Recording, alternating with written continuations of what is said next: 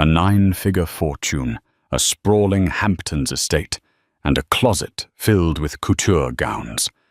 This was Genevieve Hayes's life. From the outside, her marriage to the heir of the Davenport empire. Preston Davenport III was a modern fairy tale, but when the fairy tale ended, she found herself on a cold courtroom bench facing the man she once loved as he smirked across the aisle. He was certain she would walk away with nothing, all thanks to a single piece of paper, an ironclad prenuptial agreement designed to protect his family's immense wealth.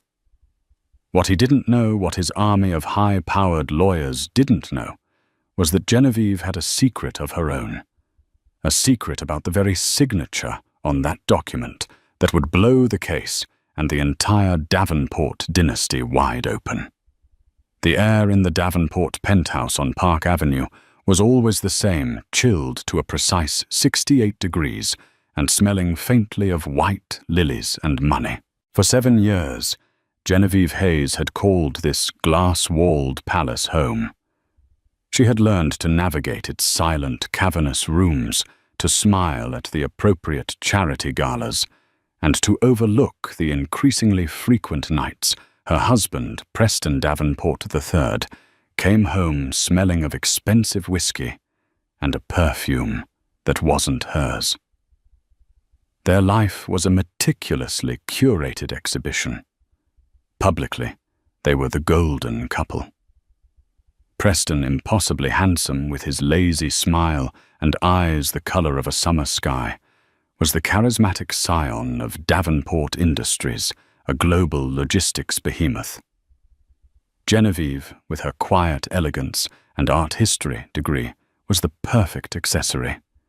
Beautiful, intelligent, but never so much as to overshadow him. She ran the family's philanthropic foundation, a role that was both a passion and a gilded leash, keeping her occupied and safely within the family's sphere of influence. The cracks at first were hairline fractures, a forgotten anniversary, a string of late nights at the office that coincided with photos of him on gossip sites, leaving a trendy Soho club with a rotating cast of models. He would always apologize, not with sincerity, but with gifts. A Cartier bracelet, a weekend trip to St. Bart's on the family jet. He wasn't apologizing for his actions. He was paying a fee to restore the peace. The fissure finally broke open on a Tuesday. There was no grand explosion, no thrown vase or tearful confrontation. It was a quiet, cold realization. Preston had been in Aspen for a boys' ski trip for 4 days. Genevieve, checking the foundation's accounts online, noticed a charge from the corporate card assigned to Preston. It wasn't for a ski lift or a fancy dinner. It was a $50 to $1,000 charge from a jeweler in Las Vegas. A quick, sick-to-her-stomach search on Instagram confirmed it. A 22-year-old influencer was showing off a new, breathtakingly expensive diamond necklace. The caption read, "Vegas treats me so well, feeling like the luckiest girl in the world." She had tagged the hotel. The same hotel Preston was supposedly not at. That was it. The accumulation of 1,000 small betrayals solidified into a single, unbearable truth. The love was gone. The respect was gone. All that remained was the performance. When she called her best friend Samantha, her voice was unnervingly calm. "I'm doing it, Sam. I'm filing." Sam, ever the pragmatist, asked the question Genevieve had been dreading. "What about the prenup, Jen? You know what his father is like." Ah, the prenup. She remembered the day vividly. Just a month before the lavish wedding, she had been summoned to the office of Lawrence Davenport, Preston's formidable father. It wasn't a request. Lawrence didn't request. He commanded. His office was a testament to power, dark mahogany, a wall of windows overlooking the financial district, a silence so profound you could hear the leather on his chair creak. He had slid the thick document across the desk. "A formality, Genevieve," he'd said, his voice smooth as polished granite. "The family has a legacy to protect. This isn't about you or Preston. It's about the generations to come. It ensures there are no misunderstandings down the line." She had felt small, like a child being lectured. Preston wasn't there. He was tied up in a meeting, a convenient excuse that had become his standard refrain. She, a 24-year-old art student completely overwhelmed by the scale of the Davenport world, had felt the immense pressure to be agreeable, to prove she wasn't the gold digger the tabloids were already whispering she was. She had signed where Lawrence had pointed her hand, trembling slightly. Now, 7 years later, that document was the weapon Preston intended to use to leave her destitute. The divorce proceedings began with brutal efficiency. Preston hired Gregory Thorne, a lawyer whose reputation was as sharp and merciless as his tailored suits. Their opening salvo was an offer so insulting it was laughable, a one-time payment of $100,000 and the relinquishment of all claims to any marital property. The cars, the art, the jewelry, all of it, they argued, belonged to the Davenport family trust, not Preston, and was therefore protected. "It's a joke, Jenna," her lawyer Anya Sharma had said, her dark eyes flashing with indignation.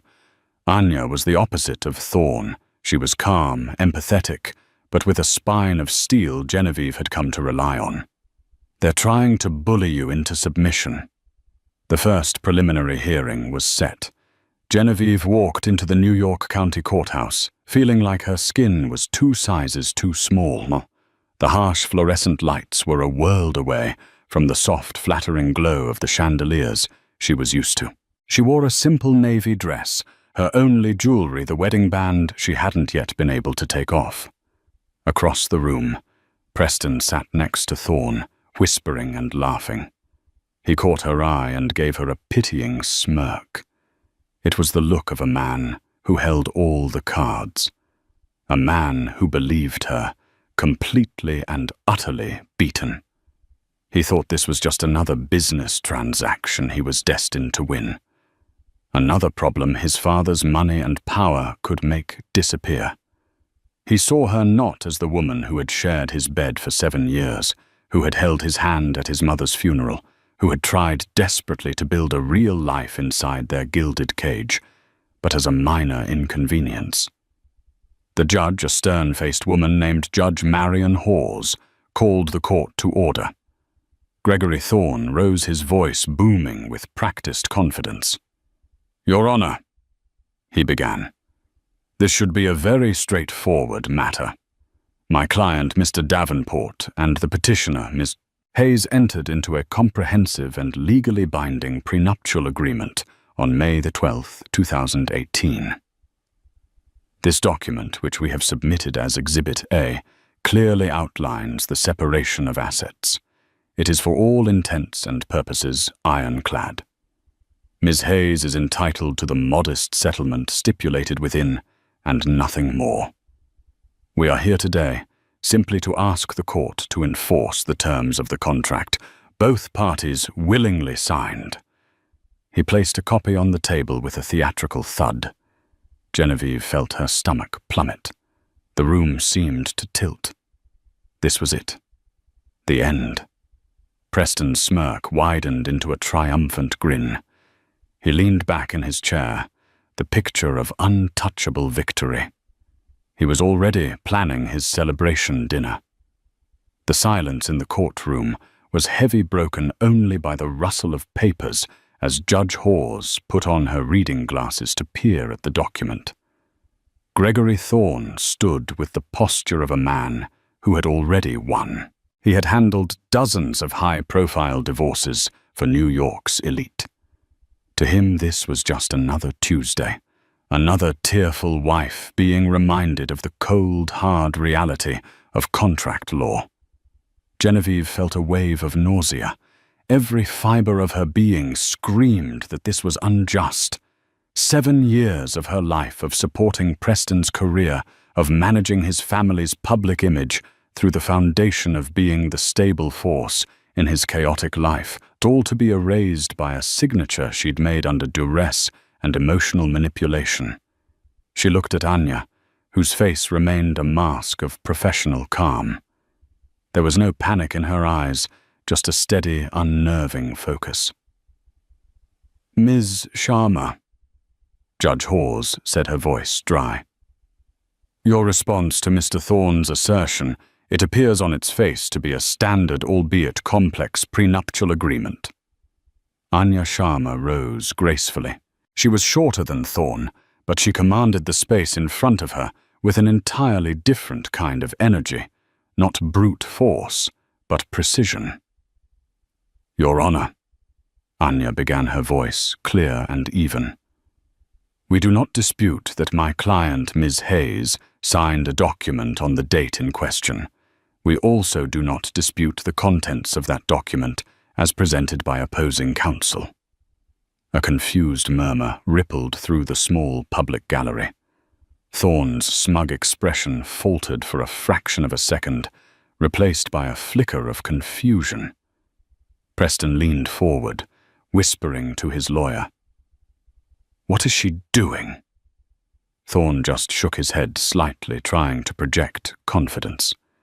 If they weren't disputing the contract, what was there to argue about? Anya let the silence hang in the air for a calculated moment before continuing.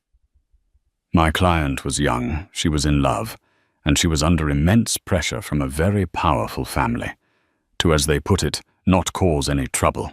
She signed it, believing it was a prerequisite for the marriage she so deeply desired."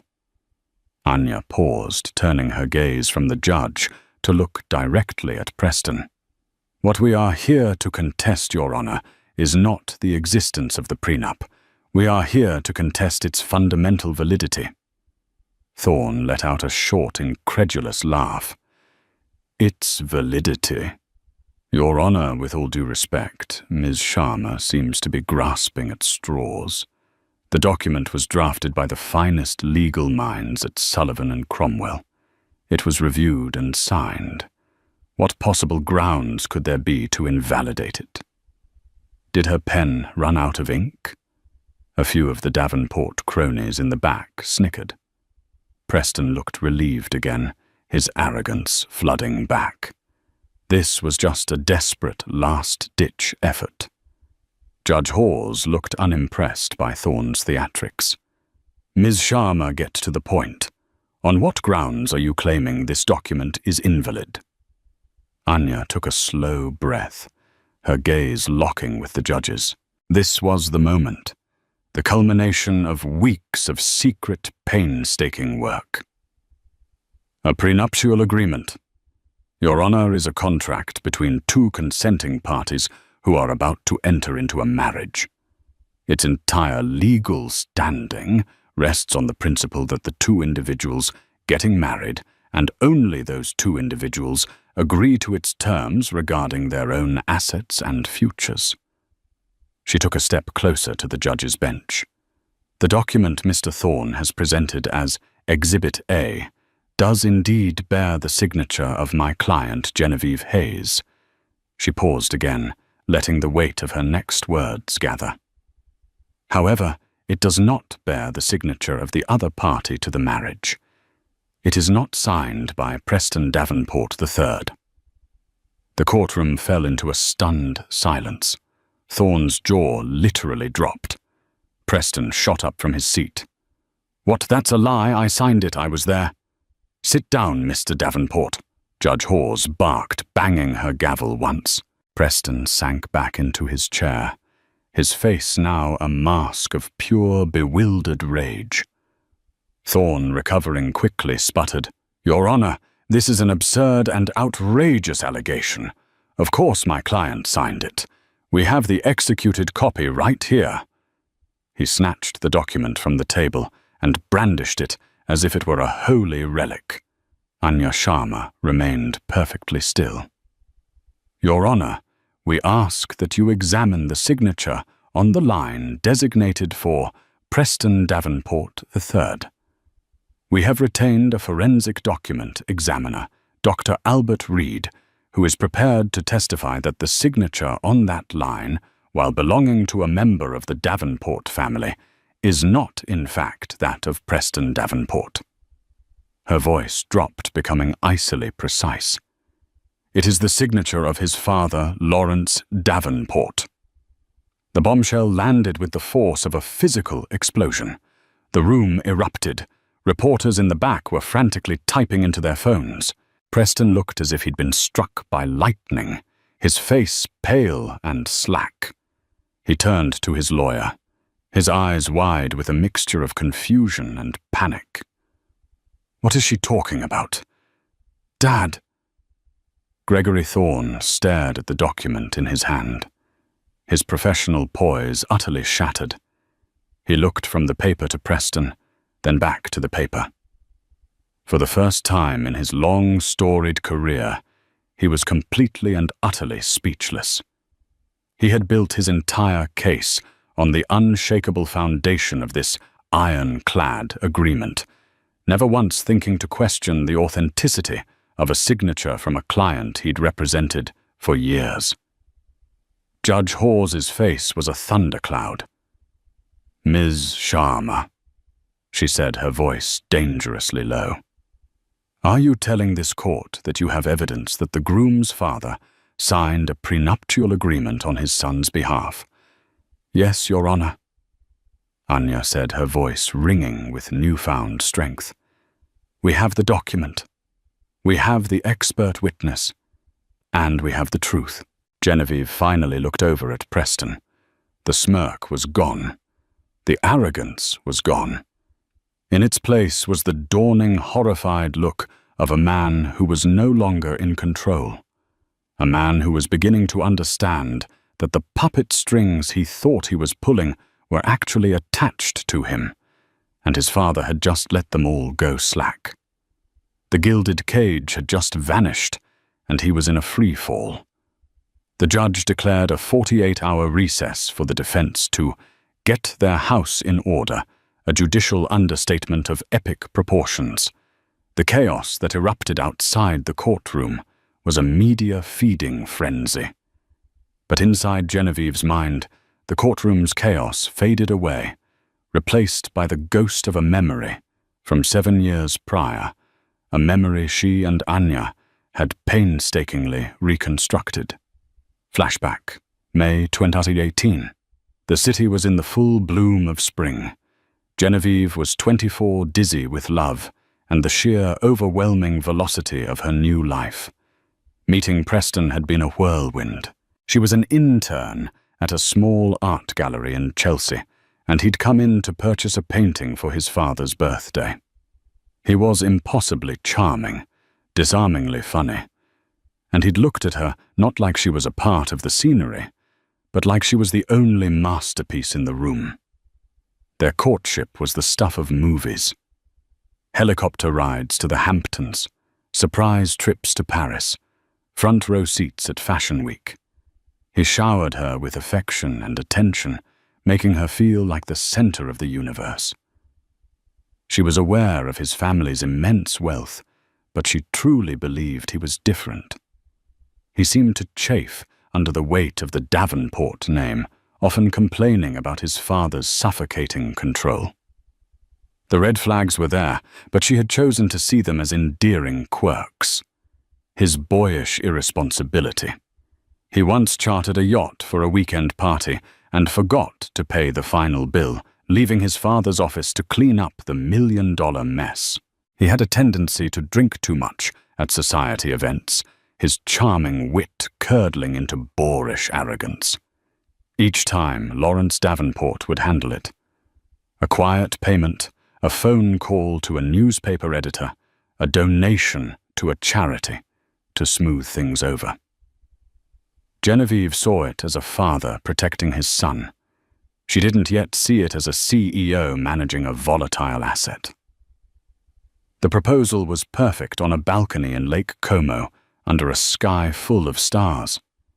The ring was a flawless 8-carat diamond that felt heavier than a stone.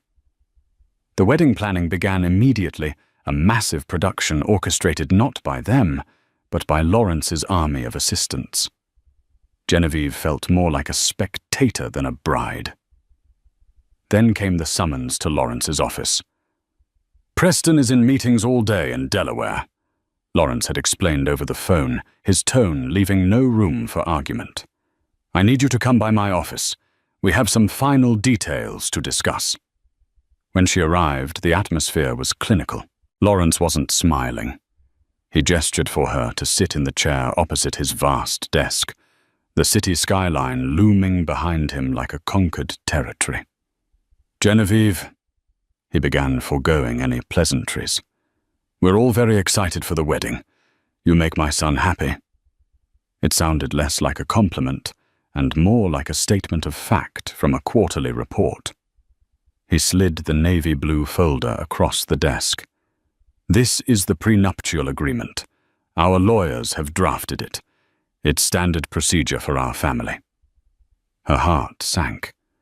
She and Preston had never discussed a prenup. "Oh, I don't think it's not a reflection on you." Lawrence cut in smoothly, misinterpreting her hesitation as a prelude to an objection. "It is about protecting a century-old legacy. Davenport Industries is more than a company. It's an institution. This document ensures that institution remains secure, regardless of what life throws at any of us." She opened the folder. It was dozens of pages of dense legalese, a language she couldn't comprehend. She saw figures with so many zeros, they looked like typos. "Shouldn't Preston be here for this?" she asked, her voice small. "Shouldn't I have a lawyer look at this?" Lawrence gave a paternal, dismissive chuckle. "Of course you are free to do that. But honestly, it would be an unnecessary expense and frankly a bit adversarial. Don't you think? This isn't a negotiation. It is a condition of the union, a gesture of goodwill to show that you are marrying Preston for who he is, not for his trust fund. We are a family, Genevieve. We take care of things internally." He was masterful. He framed it as a test of her love and loyalty, making the act of seeking legal counsel seem like an act of betrayal. "Where is Preston?" she asked again, feeling a growing unease. "He should be the one talking to me about this." Lawrence's expression tightened for a split second, a micro-expression of profound annoyance before smoothing over again. "As I said, he's tied up, but he is fully aware and in complete agreement. In fact, he asked me to handle this for him. He finds these financial matters tedious. He wanted to spare you the awkwardness." He was lying. Genevieve knew instinctively that he was lying. Preston didn't find financial matters tedious. He was just monumentally irresponsible with them. He wasn't sparing her awkwardness. He was avoiding a confrontation he knew he would lose. He was a coward, and his father was his enabler. But she was 24, and in love, and the wedding was a month away. To refuse was to detonate a bomb in the middle of her life. "Okay," she whispered, feeling defeated. "Where do I sign?" He smiled, a cold, thin-lipped expression of victory. He turned the document to the final page, where 2 signature lines were marked with yellow tabs. One for her, one for Preston Davenport III. "Just here," he said, pointing to her line. She picked up the heavy gold-plated pen on his desk and signed her name. Her signature looked shaky foreign. Then the critical moment happened. The moment that 7 years later would become the linchpin of her entire case. She pushed the document back toward him. "Preston needs to sign it." "Of course," Lawrence said. He picked up the pen. "I'll have it sent over to his office in Delaware immediately for his signature, and a fully executed copy will be delivered to you." He started to close the folder, but then he paused, looking at her, and then he did something utterly bizarre. With a look of weary impatience, as if dealing with a minor but necessary chore. He said, "You know what? Let's just get this done." He opened the folder again, uncapped the pen, and with a swift, practiced motion, he signed the line marked Preston Davenport III. Genevieve stared, confused. "What are you doing?" That's Preston's line." Lawrence didn't even look up. He blotted the ink with a rocker blotter. "My son has given me enduring power of attorney over all his legal and financial matters. His signature, my signature, legally it's the same thing. I sign multi-million-dollar contracts on his behalf every week. This is just paperwork. It's cleaner this way. No couriers, no delays. It's done." He said it with such casual authority, such absolute conviction, that she, in her naivety, believed him. Why would this titan of industry lie about something so fundamental? He made it sound like he was signing a permission slip. To her, a power of attorney sounded like an unbreakable legal bond. If he could sign for a corporate acquisition, surely he could sign this "I'll have a copy made for you," he said, standing up the meeting clearly over. "Thank you for being so sensible, Genevieve. I knew you were a smart girl." She left the office in a daze. A few days later, a pristine, bound copy of the prenup arrived at her apartment via messenger. She glanced at the signature page. There it was, her trembling signature, and beneath it, a sharp, angular, authoritative signature on Preston's line. She'd never paid close attention to Preston's actual signature. It was usually an illegible scrawl on a restaurant check, so she had no reason to doubt it wasn't his. She filed the document away and tried to forget the cold, transactional feeling it had left in her gut. She focused on the wedding. Present day. "He thought he was above the law," Anya said, pacing in her office. Genevieve sat on the couch, a cup of tea untouched in her hands. Lawrence Davenport lives in a world where his will becomes reality. In corporate law, a power of attorney can be that powerful. But a prenuptial agreement is different. It's personal. It's an antenuptial contract, meaning before the wedding. It requires the personal consent and signature of the two people getting married. A father cannot consent to marriage on his son's behalf, and he cannot sign away his son's marital rights for him. It fundamentally misunderstands the nature of the contract. "I never would have known," Genevieve said quietly. "I just accepted it. When I first brought you the papers, I didn't even remember it was him who signed. It was Anya's meticulous nature that had unearthed the truth. Weeks ago, she had asked for every single document Genevieve had. In a box of old papers, she found a birthday card from Preston from their first year together. Anya had looked at the scrawled signature inside the card, then at the sharp, decisive signature on the prenup. They weren't just different. They were polar opposites. That's when she'd asked Genevieve to recount, in painstaking detail, the day she signed the prenup. And as Genevieve spoke, the memory suppressed for years came flooding back. The cold office, the father's impatience, the swift, arrogant stroke of the pen. The ghost of that signature was about to become very, very real. To understand why Lawrence Davenport would commit such a stunning act of hubris, one had to understand the man himself. Lawrence was not merely rich, he was a creator and protector of wealth on a dynastic scale. He had inherited a respectable logistics company from his father, and through decades of ruthless acquisitions and visionary gambles, had forged it into the global titan that was Davenport Industries. He moved markets with a single phone call and considered politicians to be temporary employees. His worldview was simple. The world was divided into assets and liabilities. His company, his fortune, and his family name were assets to be protected at all costs. Everything else, from business competitors to tragically his own son, was a variable to be managed. Preston Davenport III was Lawrence's greatest and most frustrating variable.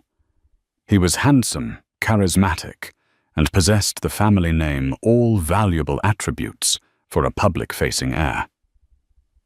But he was also weak-willed, undisciplined, and possessed a talent for self-destructive behavior that terrified his father.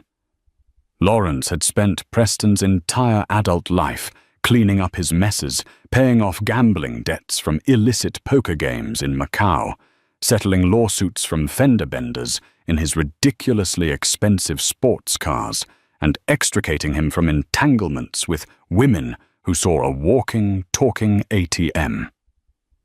The final straw had come 5 years before Preston even met Genevieve. At 25, Preston, in a fit of pique after Lawrence cut his allowance, had taken a company speedboat out with some friends and, blind drunk, crashed it into a pier in Miami, causing hundreds of thousands of dollars in damage and injuring a dock worker. The scandal was immense. It was after this incident that Lawrence Davenport took a drastic, legally binding step. He didn't just want to control Preston's allowance.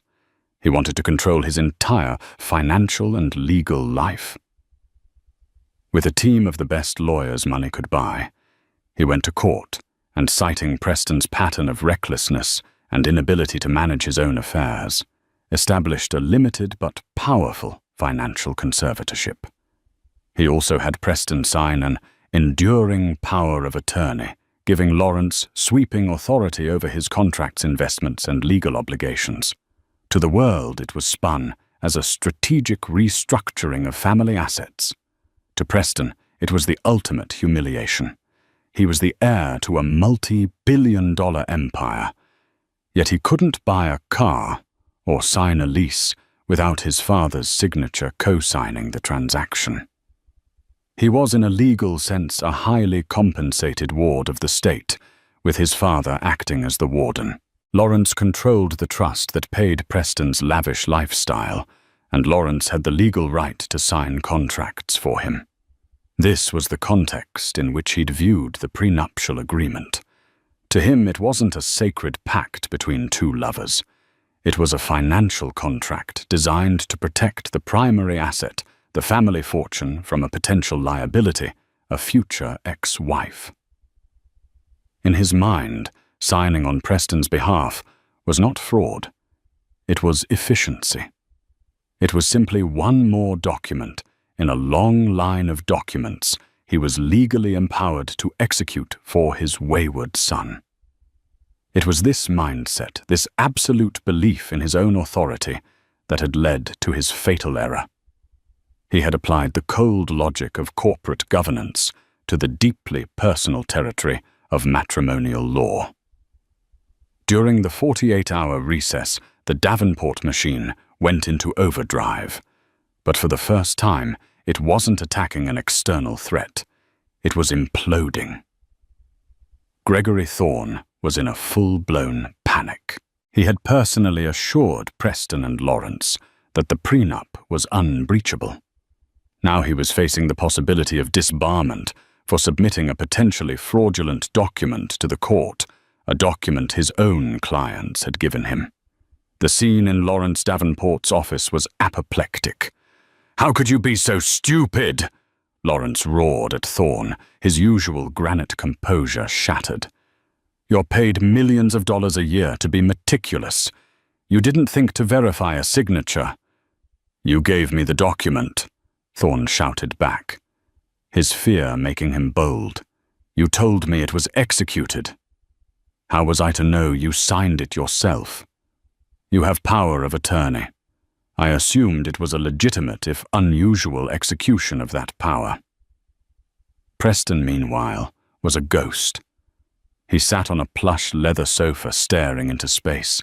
His entire identity was built on the illusion of being a playboy prince, a master of his own destiny. That illusion had been ripped away in a public courtroom. He wasn't the powerful heir. He was a child whose father still signed his paperwork. The smirk he'd given Genevieve now seemed pathetic, a final flickering ember of a fire that had been extinguished. He was humiliated, not because he might lose money, but because his powerlessness had been exposed to the world. Lawrence, seeing the uselessness of yelling at Thorne, turned his cold fury on his son. "And you couldn't even be bothered to show up and sign your own damned prenup. You were probably off chasing some tramp in Vegas while I was securing your future. You wanted to do it." Preston finally snapped, his voice cracking. "You always want to handle everything. You never trusted me with anything, so you can't blame me when I don't act like a man." The battle lines were drawn not between husband and wife, but between father and son. Lawrence, ever the strategist, quickly moved past anger and into damage control. His first move was an attempt at intimidation. He had one of his security consultants, a polite term for a private investigator with questionable ethics, start digging into Genevieve's life. They were looking for any dirt they could find. A past relationship, a college mistake, anything they could use to smear her in the press and pressure her into dropping the case. His second move was to try and buy his way out. He had Thorne contact Anya Sharma with a new settlement offer. Anya met Genevieve at a small, quiet coffee shop, far from their usual haunts. "They're rattled," Anya said, sliding a piece of paper across the table. "Deeply rattled." The offer was for $5 million, a lump sum tax-free in exchange for signing an ironclad NDA, and walking away validating the original prenup in the process. For a moment, Genevieve was tempted. $5 million was life-changing money. It was safety. It was freedom. It meant no more courtrooms, no more media scrutiny, no more fighting. She could disappear and start a new life. Sam, who had come with her for support, squeezed her hand under the table. "That's a lot of money, Jen." But then Genevieve thought about Lawrence's cold, dismissive smile. She thought about Preston's cruel smirk in the courtroom. This wasn't just about money anymore. They weren't offering this out of generosity. They were offering it to cover up their wrongdoing, to purchase her silence. Accepting it would mean validating their belief that everything and everyone had a price. It would mean letting them win. "What do you think will happen if we fight?" Genevieve asked Anya. "If we fight and the judge invalidates the prenup," Anya explained, "then the court will proceed as if there were no prenup at all. Your settlement would be determined by New York state law, based on the length of the marriage, the standard of living you were accustomed to, and Preston's actual wealth, or rather the wealth you both enjoyed from the family trust. Given their lifestyle, we're not talking about $5 million. We're talking about a figure potentially 10 times that, or more." The number was staggering, almost abstract. But that wasn't the deciding factor. The deciding factor was the look in Anya's eyes, a look that said, "We can win this." Genevieve pushed the paper back across the table. "Tell them no," she said, her voice steady and clear. "Tell them we'll see them in court." She was no longer the scared 24-year-old in Lawrence Davenport's office. The web he had spun to trap her was now trapping him, and she was the one pulling on the strands. When the court reconvened, the atmosphere was electric. The room was packed with journalists spilling out into the hallway. The Davenport family's dirty laundry was about to be aired, and everyone wanted a front-row seat. Gregory Thorne looked like a man who hadn't slept in 2 days. His usual swagger was gone, replaced by a tense, weary demeanor. Preston sat beside him, looking smaller in his expensive suit. his eyes fixed on the polished wood of the table in front of him. Lawrence Davenport was also present, sitting in the front row of the public gallery. He wasn't there to support his son. He was there to watch over his investment, his face an unreadable mask of stoic fury. Anya Sharma was the picture of composure. She began by formally calling her expert witness, Dr. Albert Reed, to the stand. Dr. Reed was a man in his late 60s with a neat bow tie and an air of academic certainty.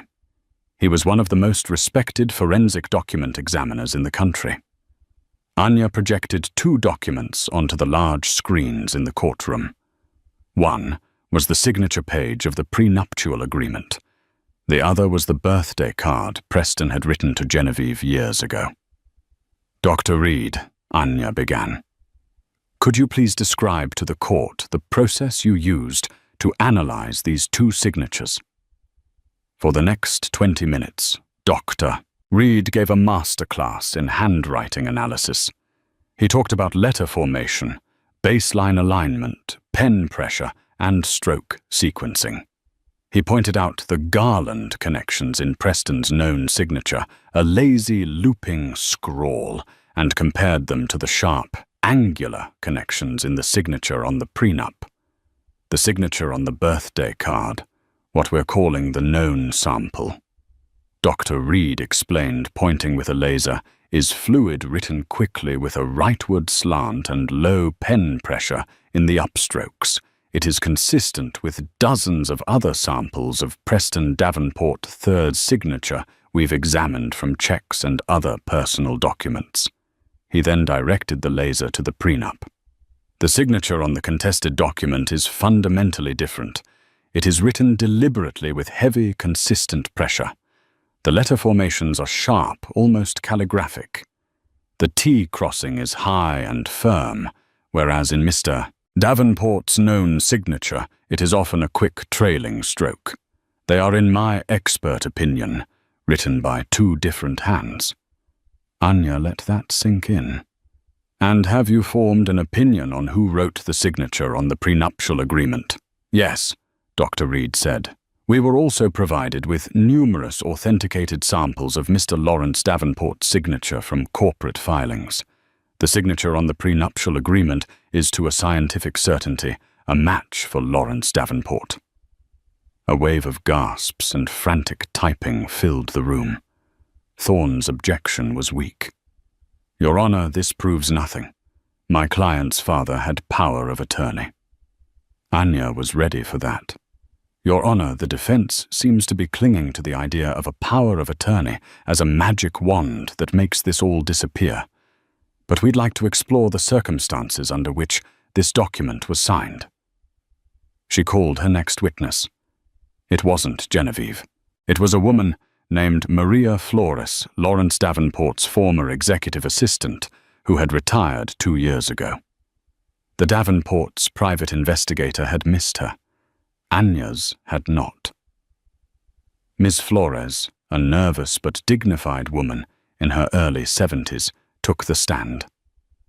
"Ms. Flores," Anya asked gently, "you were Mr. Lawrence Davenport's assistant for over 30 years, correct?"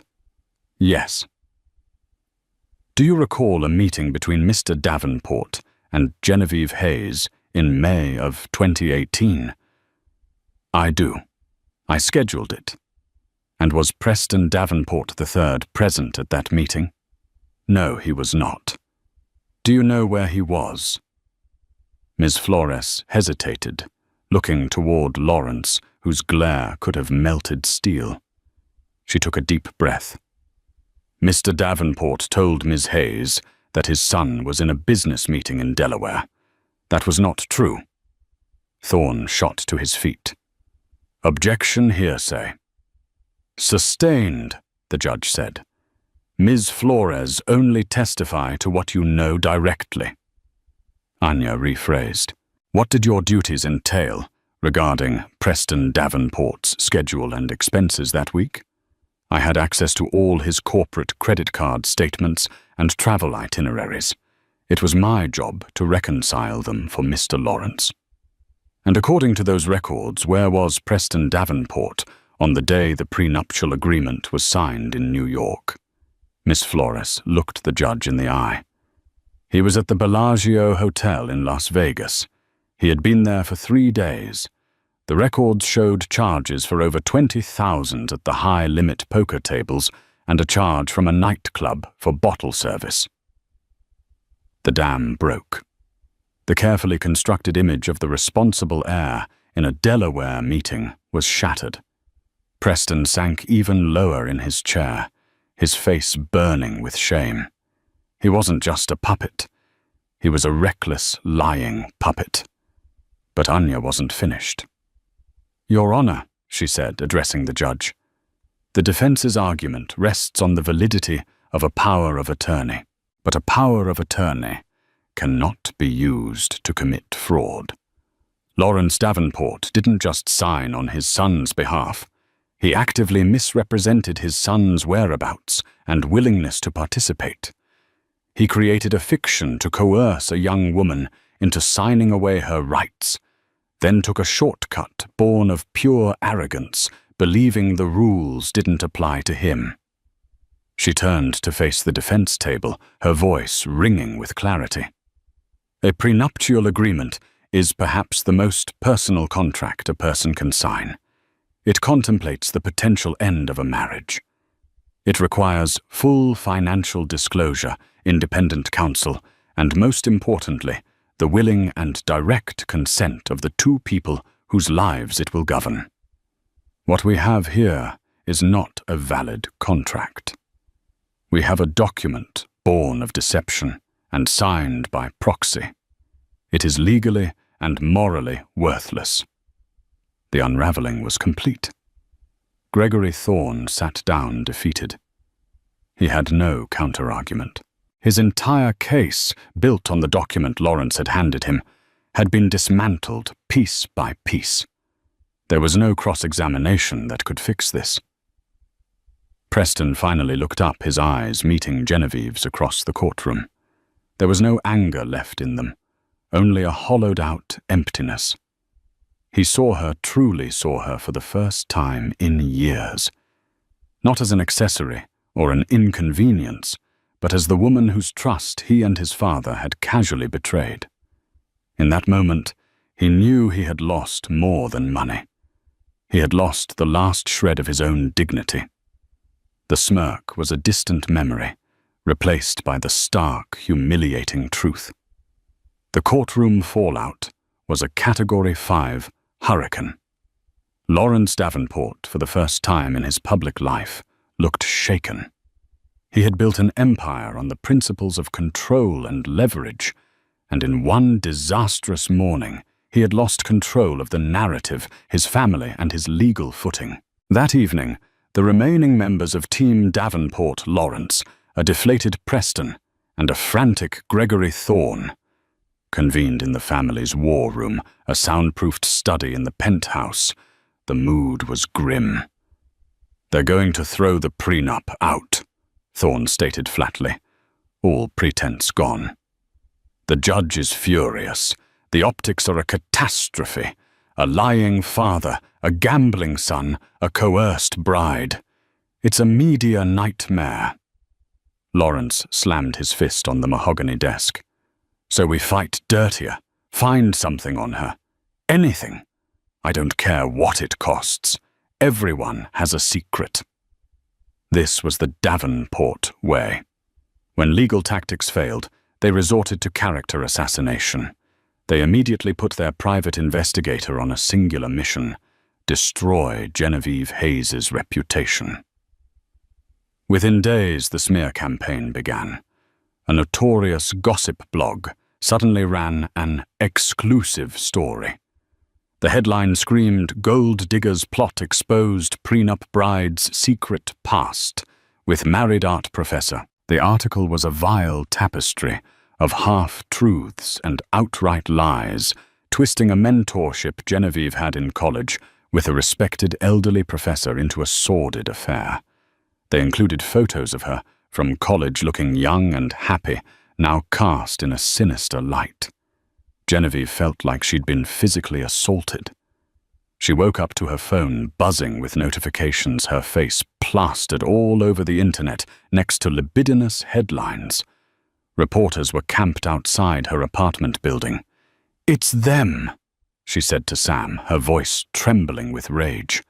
"This is what they do. They can't win honestly, so they try to ruin you." Sam wrapped her in a hug. "Don't let them get to you, Jen. Anyone who knows you knows this is garbage." But the mud was sticking. The comments online were vicious. She was a schemer, a harlot, an opportunist. The Davenports were experts at manipulating public opinion, and they were painting her as the villain in her own story. Anya Sharma, however, was unfazed. "This is a good sign," she told Genevieve over the phone. "A good sign, Anya. They're calling me a whore on the internet." "It's a sign of desperation. Genevieve, it's the last desperate act of a cornered animal. They know they've lost in court, so they're trying to win in the court of public opinion. Don't respond. Don't make a statement. We stay focused on the law." The pressure was immense. Genevieve felt herself starting to fray. The temptation of that $5 million offer came creeping back not as a prize, but as an escape hatch from the public humiliation. Then came the next move from the Davenports. It was more subtle, but far more menacing. Lawrence, through a series of shell corporations, began making inquiries about the small art gallery where Genevieve had dreamed of working again. He put pressure on the gallery's landlord, hinting that his lease might not be renewed. He had a major collector, a man who owed him a favor, pull his collection from their upcoming show. He was trying to suffocate her future, to show her that even if she won in court, his reach was long and he could make her life difficult in 1,000 different ways. This was Lawrence's true power, not the one signature on the prenup, but the web of influence he could cast over the entire city. Preston, meanwhile, was a ghost in the machine. He was caught between his father's vengeful rage and his own dawning sense of guilt. He had loved Genevieve once in his own selfish, immature way. He knew the story about her professor was a lie. He knew this scorched earth campaign was wrong. He did something he hadn't done in a decade. He acted without his father's permission. He got Genevieve's new private cell number from a mutual acquaintance and called her. She answered warily. "Hello. Jenna, it's me." Silence. I just wanted to say, I'm sorry," Preston stammered. "About the article. It's not right. It's my father. He's what, Preston?" Genevieve's voice was ice. "Out of control. Or is he just being himself, the man you've allowed to run your life since the day I met you?" "I know," he said, his voice quiet. "I know. I messed up. I messed everything up." "Yes, you did," she said. "Is that all?" "My father. He'll never stop," Preston said, a note of warning in his voice. "He'll drag you through hell. Maybe you should just take the money and run. For your own sake." It was a twisted sort of kindness born of weakness. He wasn't telling her to fight for herself. He was telling her to surrender because he was too afraid to stand up to his own father. Hearing the weakness in his voice, the pathetic attempt to help her by advising her to give up had the opposite effect he intended. It galvanized her. All the fear and uncertainty she'd been feeling coalesced into a diamond-hard resolve. She would not be bullied. She would not be smeared. And she would not be scared into submission by a broken man and his monstrous father.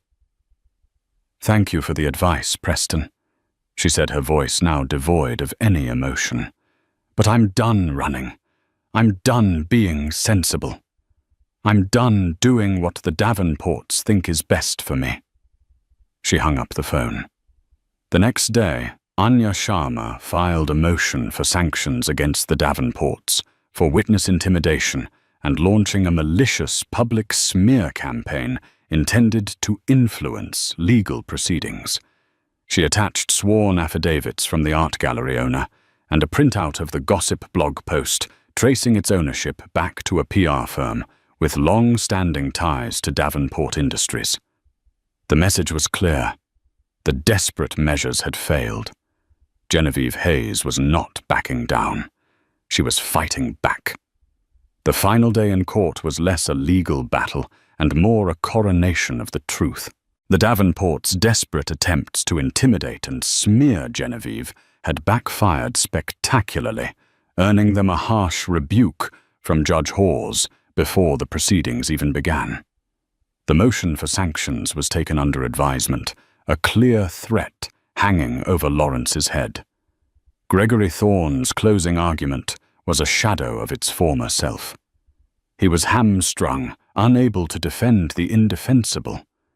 He tried to argue that even if the signature was Lawrence's, the intent of the agreement was clear, and that Genevieve had benefited from the marriage for 7 years. It was a weak, pathetic argument, and everyone in the room knew it. Then Anya Sharma rose for her closing statement. She didn't address the defense table. She spoke directly to the judge, her voice filled with a quiet, righteous power. "Your Honor," she began, "for 7 years, Genevieve Hayes lived in a world where the rules were written by one man, Lawrence Davenport. He is a man accustomed to bending the world to his will, a man for whom contracts are tools. People are assets, and laws are mere suggestions. In his world, his power of attorney is a crown, allowing him to act as king on behalf of a prince who refused to grow up." She paused, letting the words settle. When he placed that prenuptial agreement in front of a young, trusting woman, he wasn't seeking a fair contract. He was demanding fealty. When he lied about his son's whereabouts, he wasn't simplifying paperwork. He was committing fraud. And when he arrogantly signed his own name in place of his son's, he made a fatal miscalculation. He believed that the personal sacred covenant of marriage could be treated like a corporate merger. He was wrong. This case was never about money. Anya continued, her gaze sweeping over Genevieve, then to the judge. It was about dignity. It was about whether the powerful are allowed to write their own rules at the expense of others. It was about the validity of one woman's life partnership and contributions which the Davenport family sought to erase with a fraudulent document and a check for her silence. We ask the court to do what the Davenports never could, to see Genevieve Hayes not as a liability to be managed, but as an equal partner in a dissolved marriage. We ask you to declare their so-called ironclad prenup invalid, and to restore the dignity they tried so hard to take from her. Anya sat down. The courtroom was silent. Judge Hawes looked down from her bench, her expression stern. She looked at Preston, whose face was ashen. She looked at Lawrence, whose mask of composure was finally cracking, revealing the seething rage beneath. And then she looked at Genevieve, who met her gaze with quiet strength. "I have reviewed all the evidence and testimony presented in this matter." The judge began, her voice ringing with authority. "It is the finding of this court that the prenuptial agreement, dated May 12, 2018, is null and void." A collective gasp went through the room. A prenuptial agreement is a unique and deeply personal contract. The judge continued, her words a direct rebuke to Lawrence. "Its validity hinges on the signatures of the two parties entering into the marriage. A power of attorney, however broad, cannot substitute for the personal consent required to sign away one's marital rights. To allow such a thing would be to open the door to all manner of contractual mischief and coercion. "Mr. Davenport," she said, looking directly at Lawrence, "you may be a titan in your own boardroom, but in this courtroom you are just a man. And you, sir, are bound by the same laws as everyone else." She then turned to Preston. "And you, Mr. Davenport, a man of your age, and means should be ashamed. Ashamed to have your father fighting your battles, cleaning up your messes and signing your name. Your dereliction of personal responsibility is the primary reason we are all here today." Preston flinched as if he'd been slapped. "The prenuptial agreement is set aside," Judge Hawes declared, her voice final. "This court will proceed with the division of marital assets under the standard equitable distribution laws of the state of New York. A forensic accounting of the marital estate is hereby ordered. This hearing is adjourned." She banged the gavel, and it was over. The aftermath was swift. The media exploded with the story of the invalidated prenup. The Davenport name was dragged through the mud, not by Genevieve, but by their own hubris. Lawrence was humbled in a way no corporate rival had ever managed. His relationship with Preston was shattered beyond repair. Preston, stripped of his father's protection and his own illusions, was forced to confront the empty shell he had become. The court-ordered accounting revealed the true staggering extent of the wealth he had taken for granted. In the end, the settlement awarded to Genevieve was astronomical, a figure that ensured she would be independent for the rest of her life. But as Genevieve walked out of the courthouse past the flashing cameras, the victory didn't feel like a financial windfall. It felt like breathing after being held underwater for 7 years. She hadn't just won a court case. She had won back her name, her story, and her future. The money was just a tool. The freedom was the prize. She was no longer Genevieve Davenport, the society wife. She was Genevieve Hayes, the woman who had faced down an empire and won. In a world that often seems tilted in favor of the rich and powerful, Genevieve Hayes's story is a powerful reminder that sometimes the truth is the great equalizer. It wasn't an army of lawyers or a hidden fortune that won her battle. It was a single, undeniable fact that she had the courage to bring into the light. Her journey from a gilded cage to a hard-won freedom shows that resilience and integrity can be more formidable than any dynasty. It's a testament to the idea that no one is above the law, and that fighting for your own dignity is always a battle worth waging. If this story of resilience, justice, and the ultimate triumph of truth captivated you, please let us know by hitting that like button. Share this video with someone who needs a reminder that courage can change everything. And for more incredible real-life stories like this, make sure you subscribe to our channel and ring that notification bell so you never miss an update. Thank you for watching. Mistress arrogantly slaps pregnant wife, but millionaire immediately teaches her a brutal lesson. Whispered warnings about the downfall of a good marriage almost always come too late, and by then, hearts are already broken. Inside a sun-drenched mansion on the outskirts of Chicago, an unsuspecting pregnant wife would soon learn that betrayal lurked behind even the most polished smiles. Within these marbled halls, secrets collided, forcing everyone to reveal their true colors. The moment a brazen mistress raised her hand against an innocent mother-to-be, the stage was set for a dramatic showdown that would shake their entire world. Little did they know, a formidable billionaire sister was about to unleash her unstoppable wrath. Amelia Carter stood in the lavish foyer of the Carter mansion, her hand gently resting on the swell of her belly. She was nearly 5 months pregnant, and each passing day brought a fresh wave of hope and anticipation. The entire house, gilded with Renaissance-era artwork and pristine marble floors, was a testament to the old money and success of the Carter lineage. Yet despite the grandeur around her, Amelia felt uneasy. She could not shake the feeling that something was deeply wrong. Christopher Carter, her husband, emerged from his study with a grim expression. The tension in the house felt as thick as the stagnant August air outside.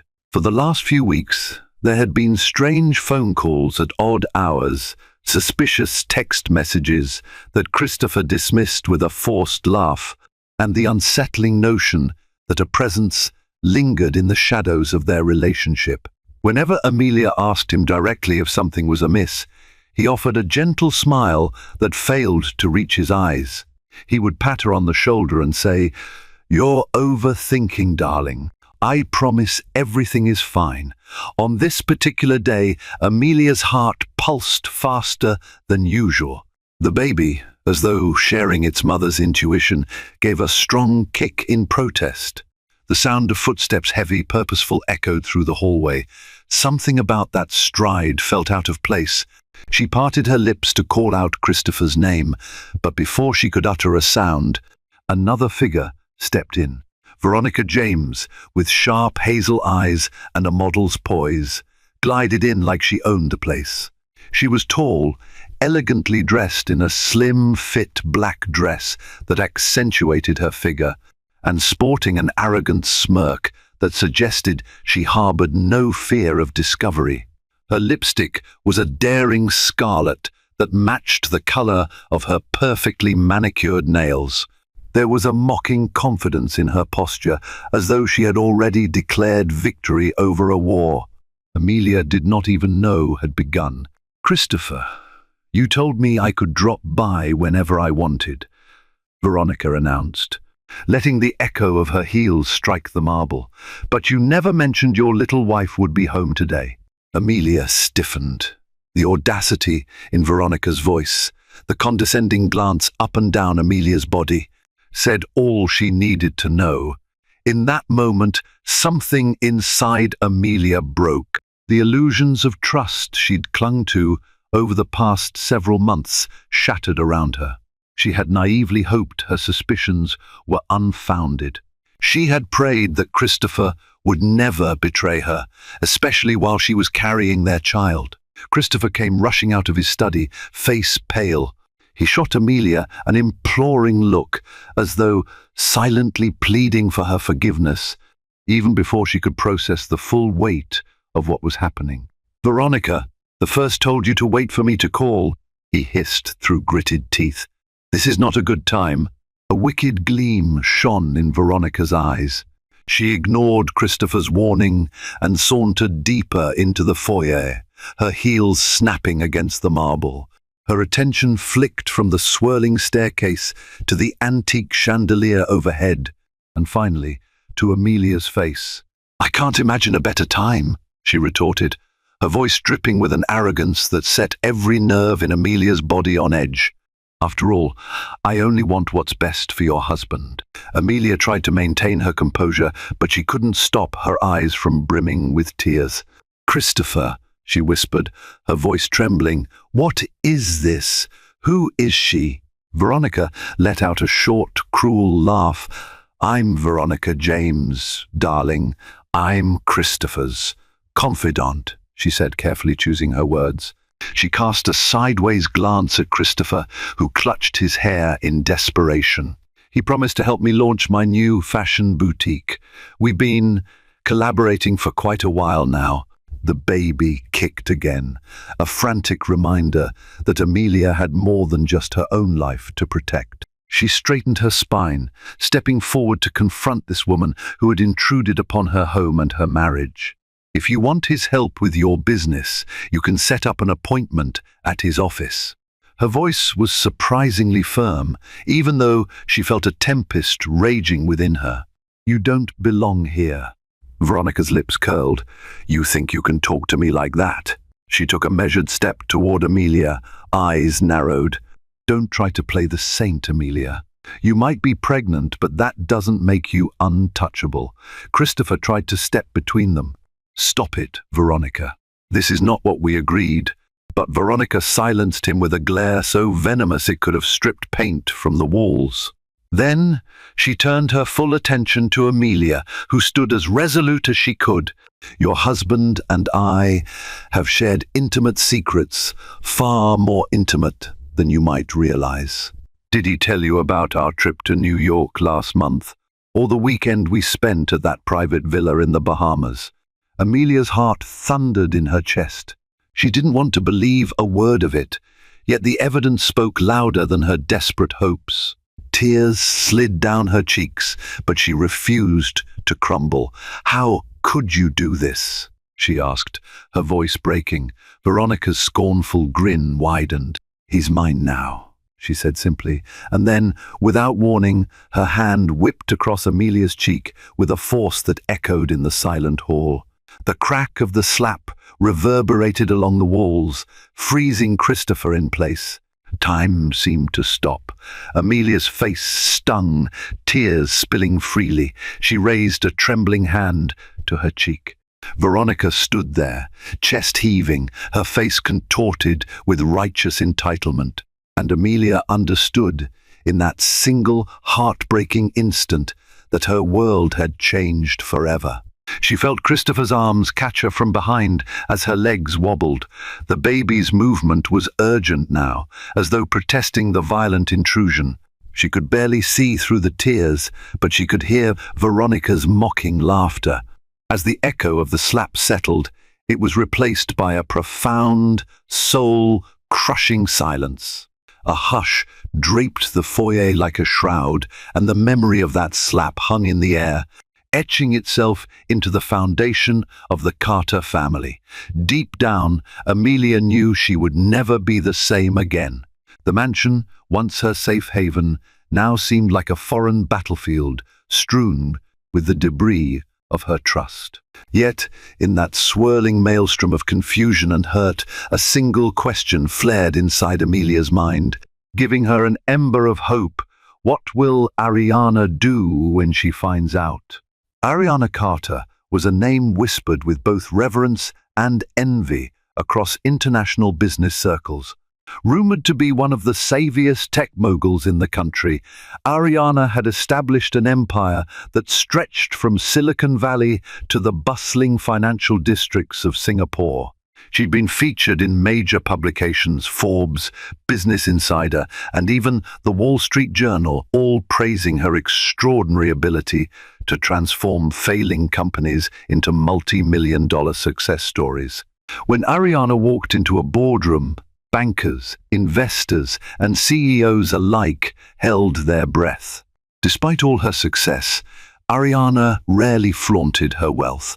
She kept a mansion in Bel Air and another on the outskirts of London, but rarely stayed in either place for long. She was constantly on the move, attending conferences, spearheading philanthropic initiatives, or striking deals that made global headlines.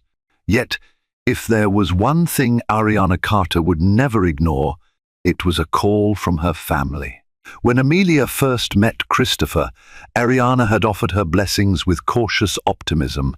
She was protective of her younger sister, having watched Amelia navigate heartbreak and betrayal in previous relationships. Ariana had done her best to reassure herself that Christopher was different, that he would provide the stability Amelia so deeply craved. The day Amelia announced her pregnancy, Ariana flew back to Chicago to personally congratulate her sister, showering her with extravagant gifts and heartfelt advice. She had even told Christopher, "You'd better take care of her. She's the only sister I have." But Ariana had no inkling of the storm brewing inside the Carter mansion. So when Amelia, tears in her eyes and voice trembling, called Ariana late that evening, the billionaire sister's entire schedule cleared instantly.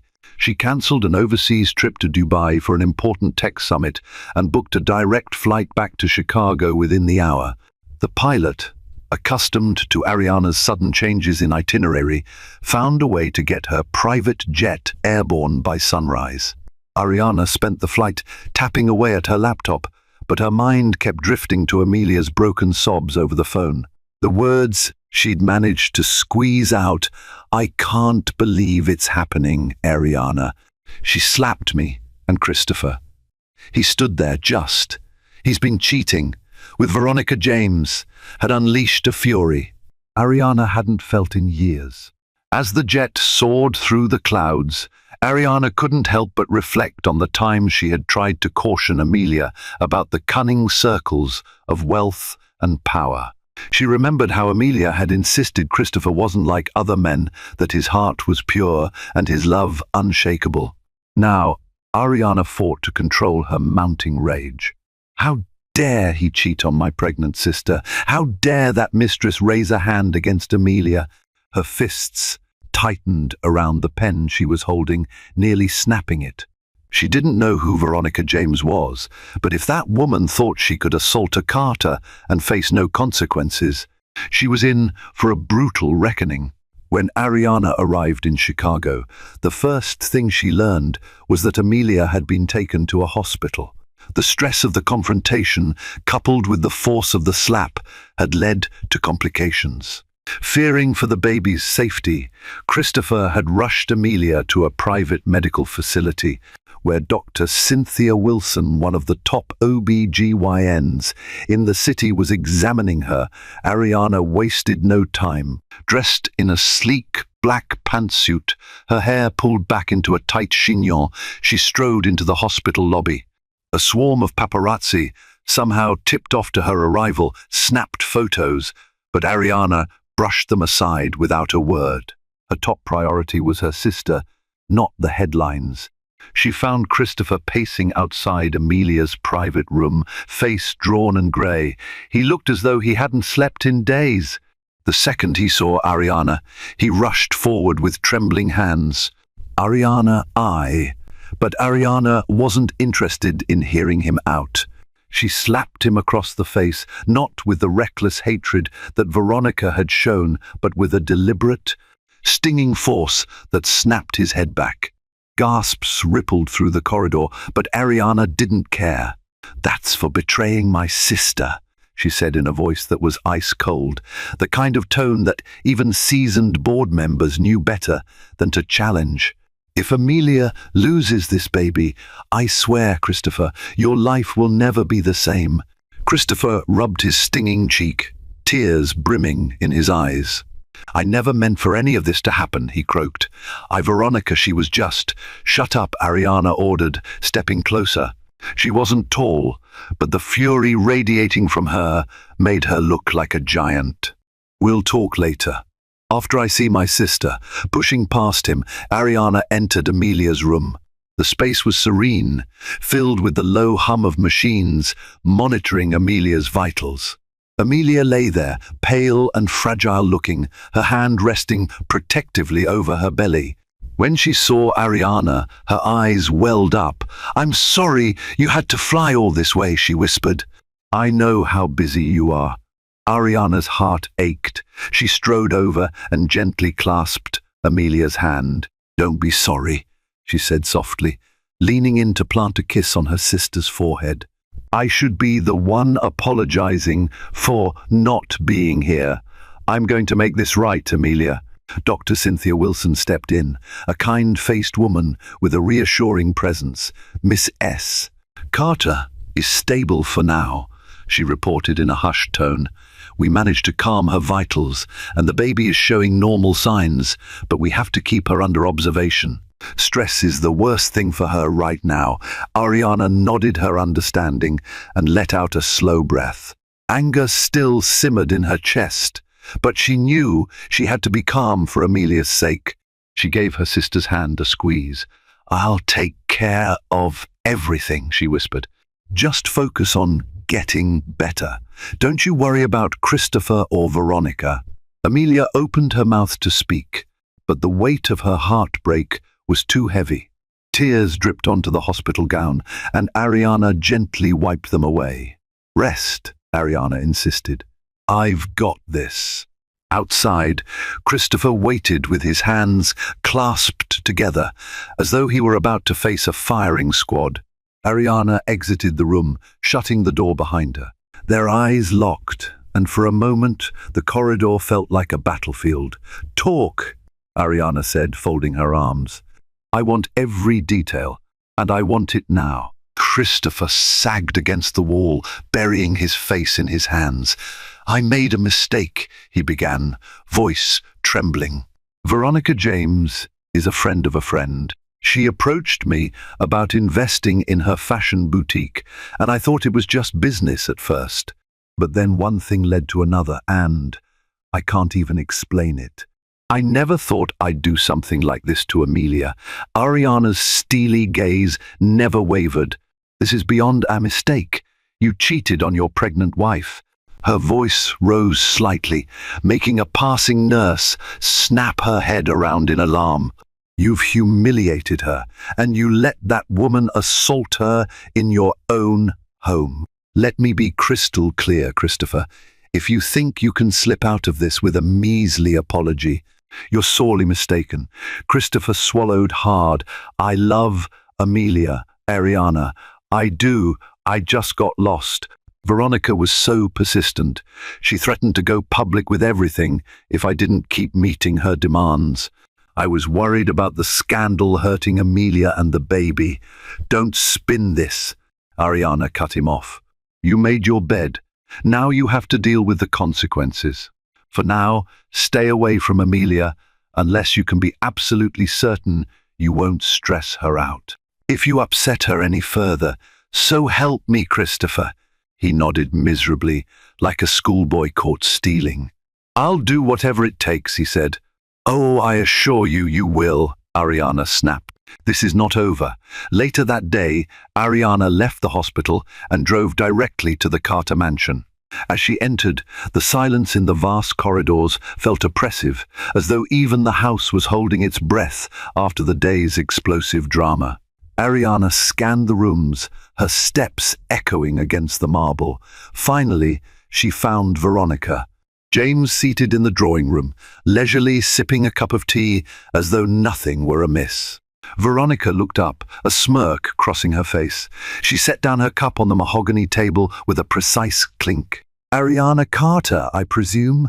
I've heard so much about you," she purred, feigning politeness. Ariana did not return the smile. She positioned herself across from Veronica, arms crossed, stance wide. "Leave," she ordered, voice low. "Whatever game you think you're playing, it ends now."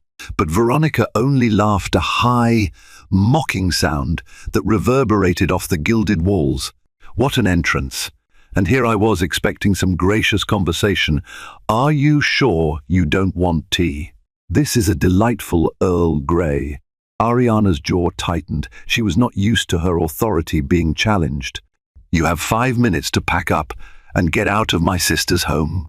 If you don't, I'll have security escort you out. And trust me, I'm not one to bluff." Veronica leaned back in her chair, crossing her legs with regal indifference. "Now, why would I leave willingly?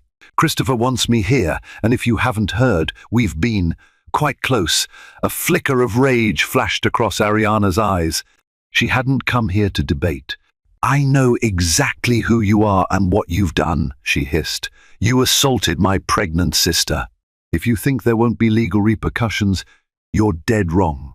I've already contacted one of the best attorneys in the state, Michael Jacobs. He's more than ready to file assault charges." The mention of legal action made Veronica's smirk falter, but only for a second.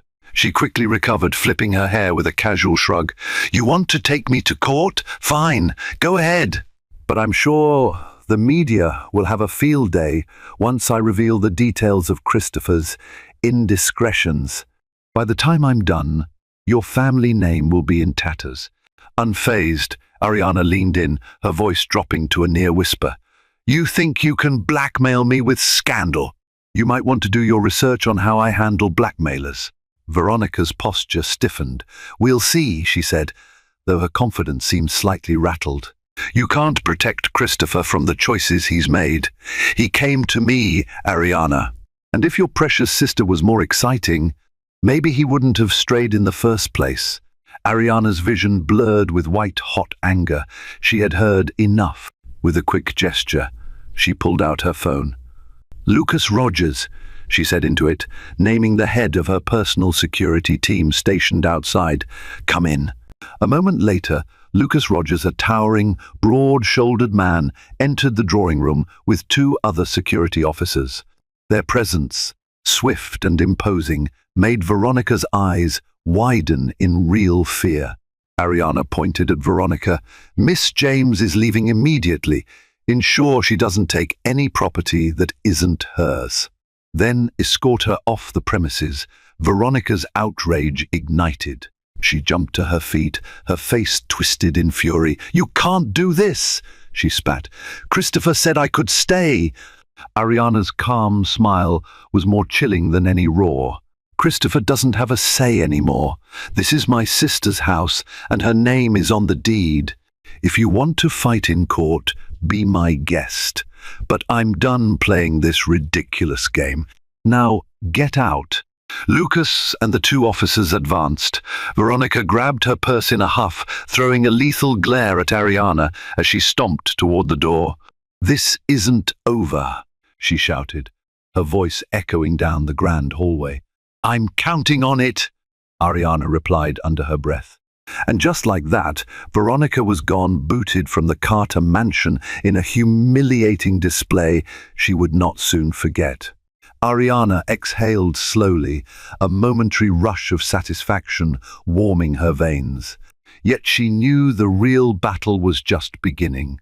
Veronica was not the type to walk away gracefully, and Christopher's betrayal had fractured Amelia's heart. There was still a mountain of anguish to scale before the situation could be set right. If it could be set right at all. Over the following days, Amelia remained in the hospital under careful observation. Ariana visited daily, bringing gourmet lunches, stacks of magazines, and even a few business journals to keep Amelia's mind occupied. Despite these efforts, Amelia struggled to find peace. Her eyes still held the haunted look of someone who had watched her dreams disintegrate before her very eyes. Meanwhile, Christopher was caught in a whirlwind. He was forced to address mounting inquiries from both the press and his own family, who were scandalized by rumors swirling around Veronica James.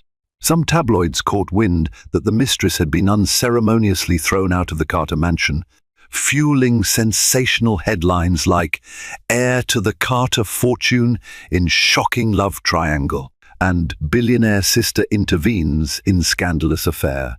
In the midst of this media frenzy, Ariana maintained a measured, almost surgical approach. She had her lawyers file a protective order against Veronica for the assault on Amelia, ensuring that Veronica would face charges if she attempted contact. But Ariana knew that legal measures alone wouldn't extinguish Veronica's thirst for vengeance.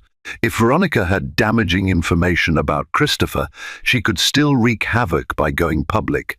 And while Ariana was fiercely protective of her sister, she also recognized the precarious balance between saving Amelia's sanity and crushing Veronica's schemes. One afternoon, Ariana sat at Amelia's bedside. Amelia stared at her reflection in a small handheld mirror, unconsciously touching the faint bruise that remained on her cheek. "I keep thinking this is some nightmare I'll wake up from," Amelia said softly. "Christopher was so kind to me at the beginning. I don't know this person he's turned into." Ariana sighed, reaching over to take the mirror from Amelia's hand. "He made a terrible mistake. I can't speak for him, but I'll make sure you're protected, no matter what." Amelia nodded, tears glistening. "Thank you for everything. I don't know what I'd do without you." Just then, Christopher walked in, carrying a bouquet of white lilies. He approached cautiously, as though expecting Ariana to pounce. "Amelia," he said, voice thick with regret, "I wanted to check on you." Ariana rose to her feet, sizing him up with narrowed eyes. He shot her a pleading look. "May I have a moment alone with my wife?" Amelia's eyes flicked to Ariana. After a short, tense pause, Amelia nodded. "Just a few minutes."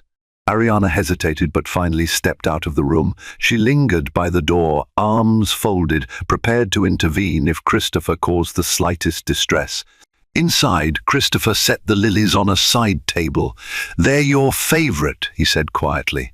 "I remember how you used to say their fragrance reminded you of spring mornings on your grandmother's farm." Amelia looked at the flowers without emotion. "I can't forget what you've done, but this baby, it's ours. I'm only thinking of how to keep my stress down for the child's sake." Christopher rubbed his neck, anguish etched into his features. "I know I have no right to ask for forgiveness. What I did was inexcusable. Veronica was never supposed to mean anything. She blackmailed me, threatened to ruin my career and yours if I didn't comply. I was weak. I should have come to you, told you the truth." Amelia's face softened for a moment, but she quickly hardened again. "I don't want to talk about Veronica," she said. "And I'm tired. I need rest." He bowed his head. "Okay, I'll go. But please know I'll do whatever it takes to earn your trust back." When Ariana re-entered, she found Amelia with tears rolling silently down her cheeks. The exhaustion in her sister's eyes spoke volumes.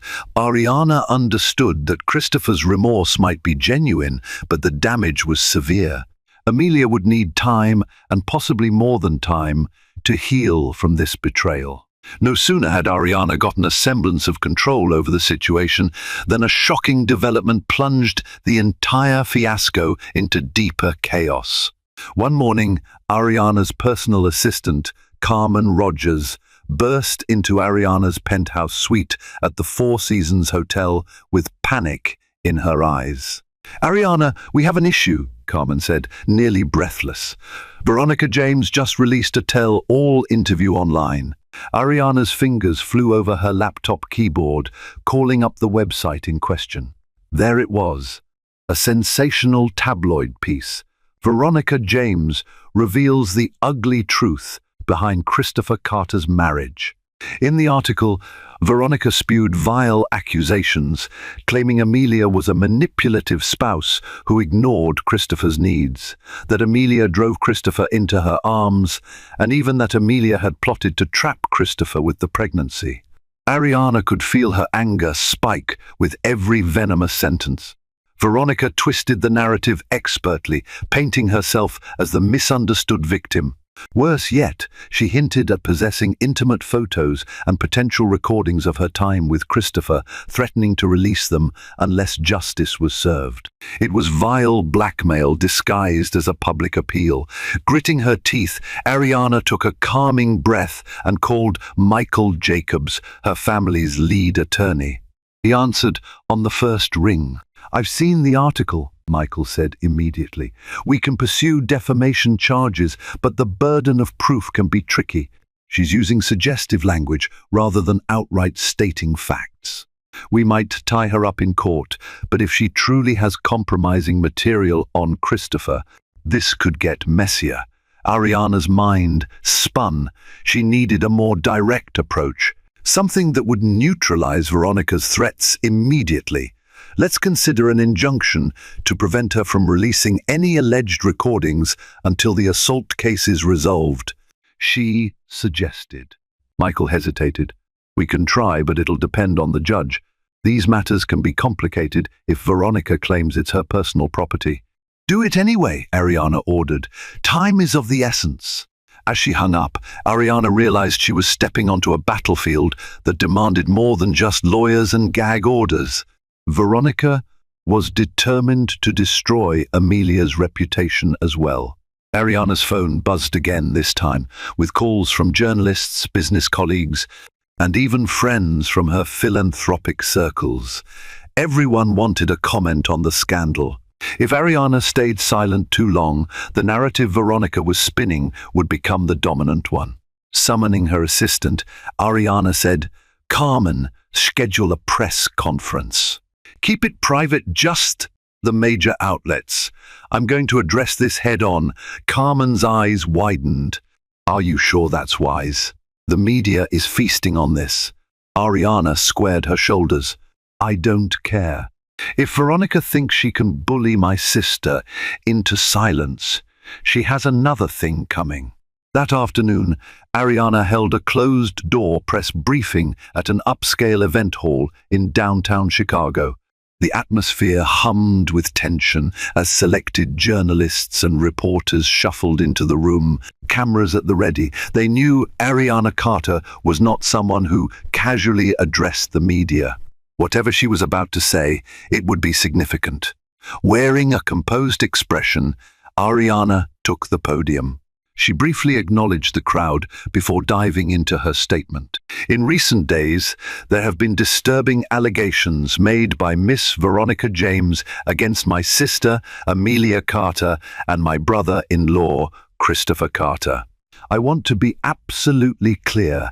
These allegations are nothing more than baseless fabrications intended to harm a pregnant woman and our family during a vulnerable time. She paused, letting the flash of cameras pop in the silence. My sister was the victim of a physical assault perpetrated by Miss James in the Carter family home. We have pursued legal actions accordingly. Miss James is attempting to deflect from her wrongdoing by making false claims about Amelia's character. Let it be known that we will not be intimidated, nor will we allow these lies to stand unchallenged. We have every intention of pursuing all necessary legal remedies to protect Amelia and our family's reputation. A handful of reporters shouted questions as soon as Ariana finished her statement. Miss Carter, do you deny that Christopher Carter was having an affair with Veronica James? One asked. Ariana held up her hand. The details of Christopher's relationship will be handled privately. My focus is on Amelia's well-being and ensuring Miss James faces the legal consequences for her assault. Thank you for your time. She stepped away from the podium, ignoring the avalanche of follow-up queries. Carmen escorted her out, where they slipped into a waiting SUV, heading straight back to the hospital to be with Amelia. Ariana felt a measure of relief. She had publicly defended her sister and set the record straight about Veronica's lies. Yet, deep down, she knew this was just the opening salvo in a larger war. The press conference sparked a new wave of media speculation. While some outlets were sympathetic to Amelia, others salivated over the sensational angle of the affair, devoting hour-long show segments to dissecting the love triangle. It was a feeding frenzy that threatened to overshadow any attempt to remain dignified. True to form, Veronica James did not remain silent. She took to social media, posting cryptic messages about Christopher's alleged confessions and teasing the release of damning evidence if Ariana continued to smear her name. The public, eagerly awaiting any scandalous twist, lapped it up. In private, Christopher was a wreck. He spent nights in the guest wing of the Carter mansion, haunted by the shame of his betrayal. He tried repeatedly to apologize to Amelia in the hospital, bringing flowers and baby gifts, but the emotional chasm between them felt insurmountable. Amelia accepted his visits only because Dr. Cynthia Wilson advised that hostility would raise her stress levels. She remained heartbreakingly distant, speaking to Christopher with the kind of politeness reserved for a stranger. Ariana, however, kept busy. She was determined to expose Veronica for the manipulative predator she was. Through her vast network, Ariana discovered that Veronica had a history of latching onto wealthy men, extracting money, and then destroying their reputations when they tried to break free. Veronica had grown adept at using tabloids, paparazzi, and online leaks to bolster her claims and keep her name in the spotlight. Each new morsel of scandal gave her leverage to threaten her victims with more publicity if they dared cross her. Armed with this knowledge, Ariana dug deeper. She hired private investigators who traced Veronica's financial transactions, phone records, and previous lawsuits filed by or against her. Slowly, A pattern emerged, a chain of heartbreak and financial extortion that linked Veronica to at least 3 other affluent men, 2 of whom had faced humiliating public shaming after Veronica's allegations. In each case, the men had settled out of court for large sums of money, presumably to keep Veronica quiet. Ariana smiled grimly when the evidence was laid out before her. With proper presentation, they could discredit Veronica publicly and illustrate that her vendetta against Christopher was part of a larger scheme. This was the ammunition Ariana needed to counteract Veronica's malicious threats. But Ariana also recognized one crucial weakness: Christopher's own guilt. If Veronica truly possessed incriminating photos, Christopher might be humiliated. The baby's future could be overshadowed by a very public scandal. Ariana could handle corporate warfare and paparazzi harassment, but she refused to let her unborn niece or nephew bear the brunt of a media circus. Just when Ariana believed she had a handle on how to dismantle Veronica's smear campaign, fate dealt another card. A detective named Gregory Townsend from the Chicago Police Department arrived at the Carter mansion with surprising news. He asked to speak privately with Ariana. In Christopher's study, Townsend explained the purpose of his visit. "Miss Carter, I'm investigating some missing persons and suspicious overdoses connected to Miss Veronica James," he said. "I understand your family is currently in a legal dispute with her. We've come across evidence that suggests she's been supplying certain types of narcotics to high-profile individuals. We believe some of her associates have died under suspicious circumstances." A chill ran down Ariana's spine. "Are you suggesting that Veronica is involved in something more nefarious than blackmail?" Townsend pressed his lips together. "We don't have definitive proof yet, but we suspect she's part of a ring that provides illicit drugs to wealthy clients. Some of these clients might have overdosed, but the circumstances are unclear. We have reason to believe Miss James is more dangerous than previously thought." Ariana exhaled slowly, absorbing this new revelation. "So, how can I help? We're looking for financial records, phone logs, anything that might tie Miss James to these activities. If you have investigators, they might have stumbled upon something that could be relevant to our inquiry. We're also interested in Miss James' recent threats and any communications she might have sent, particularly references to settlements or hush money." Ariana hesitated. Sharing her private investigators' findings with law enforcement was a significant step, and one that could escalate the conflict. But if Veronica was truly involved in criminal activities beyond blackmail, then cooperating with the police could be a powerful way to neutralize her. "I'll have my team gather what we have," Ariana said at last, her voice resolute. "If it helps protect my family and potentially save others from whatever Veronica is planning, then I'm in." Townsend gave her a firm nod. "Thank you. This could be a turning point." Little did Ariana know how right he was. By aligning with the police investigation, she was about to push Veronica into a corner, prompting a response that would be more vicious and personal than she'd ever anticipated. Within a week of Ariana sharing her evidence with Detective Townsend, Veronica's fury unleashed like a dam bursting. One quiet evening, as Ariana returned from the hospital, Carmen met her in the mansion's foyer, eyes wide with alarm. "Ariana, there's a video," Carmen gasped, thrusting an iPad into her boss's hands. "What kind of video?" Ariana asked, but her question was answered the moment she looked at the screen. It was surveillance footage from an undisclosed location, showing Christopher, visibly intoxicated, in a compromising situation with Veronica. The timestamp indicated it was months old, around the time Veronica claimed their affair began.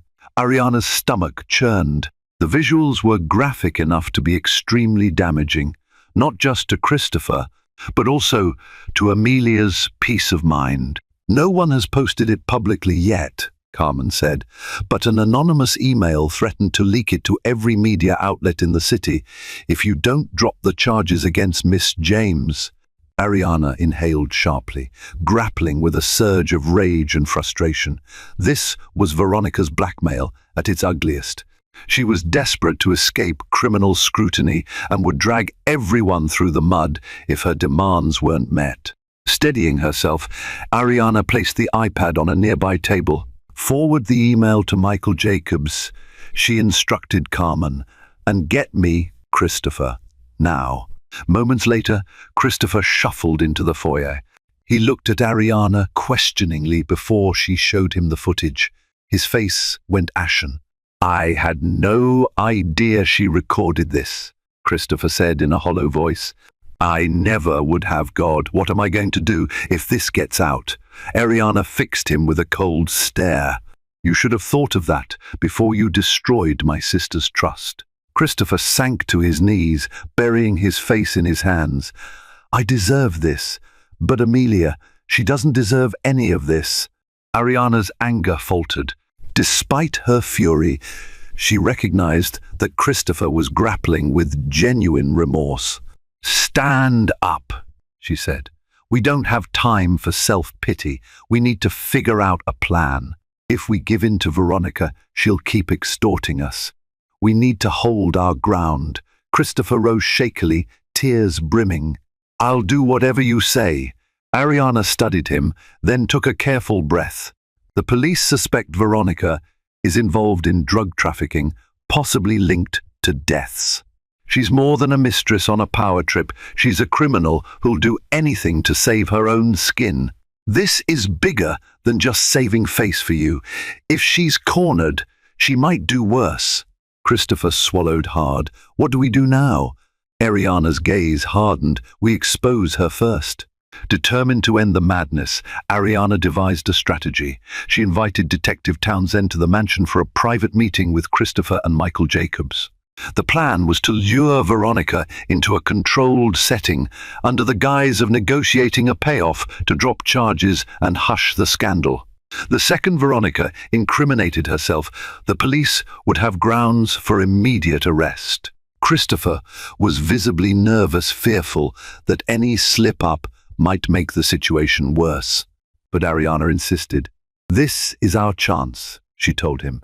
"If Veronica records this meeting, it won't matter. We'll be wiretapping her right back, with the police's full support. Once we have proof she's blackmailing you and distributing illegal substances, Townsend can take her down." That evening, Christopher called Veronica. He spun a story of desperation, claiming that Ariana was forcing his hand, but he would be willing to secretly pay Veronica off to protect Amelia and the baby. As expected, Veronica took the bait. She demanded a face-to-face meeting at a secluded Airbnb on the city's outskirts, specifying that Christopher should come alone. However, Ariana and Townsend had every intention of being close by, armed with recording devices and a small security team. The Airbnb would be rigged with hidden cameras. Everything would be documented and ready for law enforcement to intervene. On the appointed night, Christopher arrived first. The cabin-like Airbnb sat at the end of a winding road, surrounded by tall pines. Christopher's heart pounded as he waited inside, fiddling anxiously with the hidden microphone taped beneath his shirt collar. He thought about Amelia, about the baby, about how his life had spiraled out of control. "Let this work," he prayed silently. "Let this be over." The door swung open, and Veronica strutted in, eyes cold and calculating. She closed the door behind her, scanning the small living room suspiciously. "Are you alone?" she demanded. Christopher forced a shaky grin. "Yes. Ariana still thinks I'm meeting with my lawyers. I had to sneak out to do this." Veronica tossed her purse onto the couch, crossing her arms. "So? How much are we talking about?" Christopher cleared his throat. "I can wire you $2 million tonight. But you have to destroy every piece of evidence you have against me. No more interviews, no more videos." Veronica arched an eyebrow, a dangerous gleam in her eye. $2 million? Do I look that cheap to you? The footage I have is worth way more than that. And let's not forget the potential drug charges. You and your precious Ariana can't pin anything on me if we settle. So I want 5 million minimum. Christopher swallowed, his hands trembling. Fine, he managed to say, trying to keep his voice steady. But you have to hand over everything you've got. Every recording, every photo, every document. Veronica's lips curled into a smug smile. She pulled out a small USB stick from her purse, dangling it like a prize. This has everything, she taunted. No copies, no backups. Just this. Give me the money, and it's yours. Then I'm out of your life for good. Christopher glanced toward the fireplace, where one hidden camera was placed. He hoped the device was capturing every word. How do I know I can trust you? You don't, Veronica replied with a dark laugh. But do you really have a choice? His jaw clenched. All right, let's do it.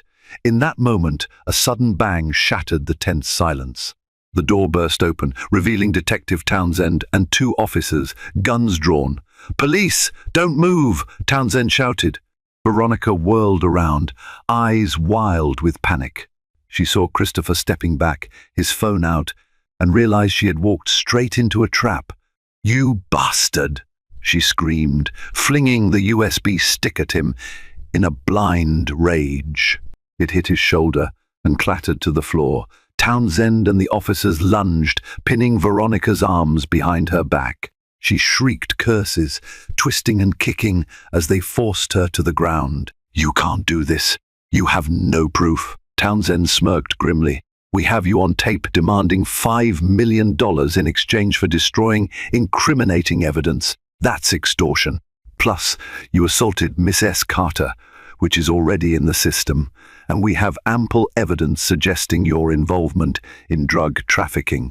You've got nowhere to run, Miss James. Veronica's eyes glistened with hatred. She spat at Christopher, but the officers kept her restrained. You'll regret this. I'll make sure your life is ruined. Christopher ignored the venom, stepping backward, tears brimming. Ariana, who had been monitoring the scene from just outside, entered.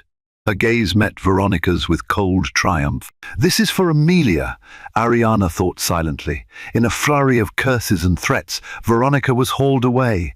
Townsend scooped up the USB stick, handing it to Ariana in a sealed evidence bag. We'll analyze it, but based on everything we already have, Miss James is facing substantial prison time. Christopher sank onto the couch, hands shaking. Ariana placed a hand on his shoulder, the tension of the night overwhelming them both. It's over, she whispered, almost unable to believe it herself. But Christopher knew better than to assume everything was resolved. He had still betrayed Amelia, and no number of arrests or legal victories would erase that fact. The real fight for Amelia's trust was only just beginning. News of Veronica James's arrest exploded across the media. While the details of the undercover operation were kept under wraps, headlines blared variations of Veronica James taken into custody, shocking new twist in Carter scandal. And blackmail and illicit activities, mistress exposed. For a brief moment, public sentiment swayed in favor of Amelia. The narrative turned from jilted wife, overshadowed by flamboyant mistress, to victimized mother, to be targeted by a dangerous con artist. Ariana's name surfaced, too praised for her swift action and unwavering resolve. All the while, Amelia remained in the hospital, her condition improving, but her heart still shattered. When she finally felt stable enough to leave, Ariana arranged for a private car to take her to a serene retreat in Lake Forest, far from the prying eyes of reporters. A lush estate with sweeping lawns and a lakeside view awaited her, a temporary haven where she could convalesce in peace. Ariana visited daily, ensuring Amelia had the best medical care, nutrition, and even therapy sessions with a renowned counselor, Dr. Sarah Thompson. You have to heal emotionally just as much as physically, Ariana told her gently. Amelia nodded, stroking her belly. The baby's okay, thank God, but I feel numb. Christopher's betrayal. It's like I'm caught between heartbreak and relief that Veronica's gone.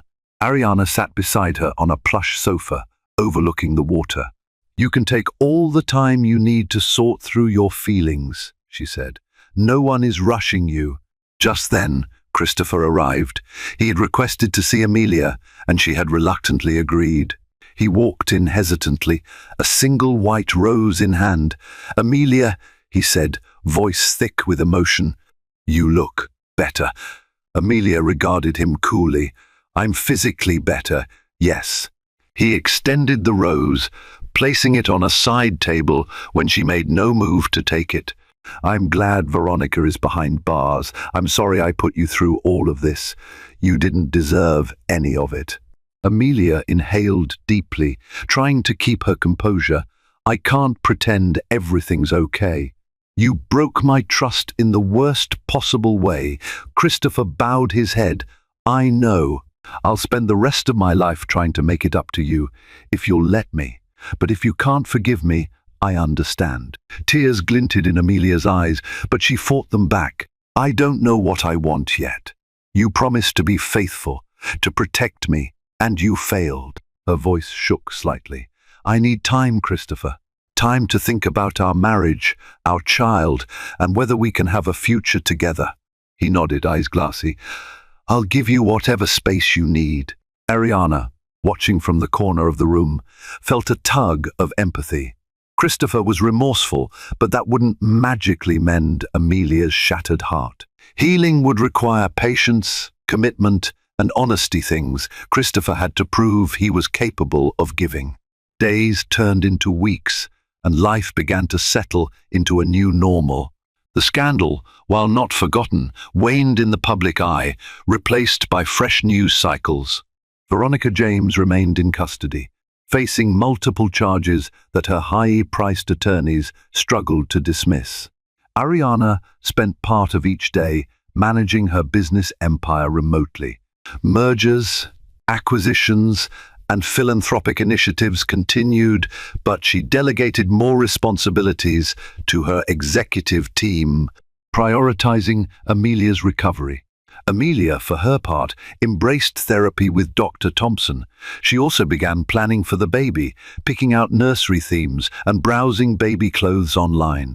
The simple act of imagining the child's future helped her channel her energy into something hopeful.